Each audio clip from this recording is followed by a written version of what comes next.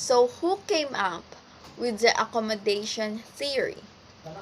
Howard Giles, the professor of communication at the University of California, developed the theory, which is, and according to him, is when people try to emphasize or minimize the social difference between the others whom they interact with.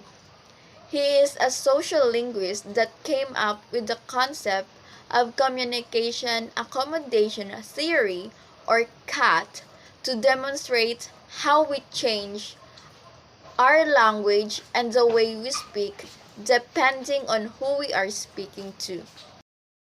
Hi, I am Akmad S from the third group, and today I will be discussing the language acquisition process in accommodation theory by Howard Giles. I will be giving some overview and background information regarding the processes related to the accommodation theory. So, accommodation theory, also known as the communication accommodation theory or CAT, aims to understand how and why we change our speech based on who we are talking to. So, people generally accommodate due to the influence of social factors such as gender, culture, ethnicity, native language, social and occupational status, and age. So we consider how we change our own speech when we are talking to someone older or considerably richer than us. So accommodation can happen through these processes. So the first one is convergence. So convergence is a process by which an individual changes their communicative style to sound and appear more like the person they're talking to. So this usually happens when an individual respects the person they are talking to and wishes to seek their approval or seem more like them. So the second one is divergence. So divergence is the process of changing communication style to emphasize and accentuate a difference or distinctiveness from the person you're talking to. So the next presenter will give us the example regarding the processes involved in accommodation theory.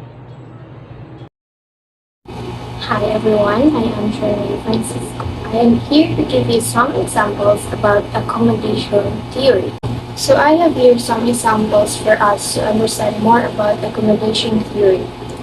First is when a junior employee in an organization is talking to a higher level employee, both the people tend to accommodate each other by realizing their differences in social status and rankings or positions. The junior tries to talk in a respectful manner and pretends to know many things to accommodate the senior, and the senior tries to make the junior comfortable by accepting the respect. The junior uses convergence process, whereas the junior uses divergence process. Another example, Judy is a new employee in beginner's level in an organization. At lunch, all the employees are talking about expensive luxury cars. Though Judy has less knowledge in it, she tries to interact about cars using all the knowledge she has to fit in or belong in that group. She tries to do it to accommodate herself as one of the members of the same group. Similarly, people trying to use slang just to fit in their friend circle is an example of divergence process between people of similar social status. So that is some of the examples of accommodation theory.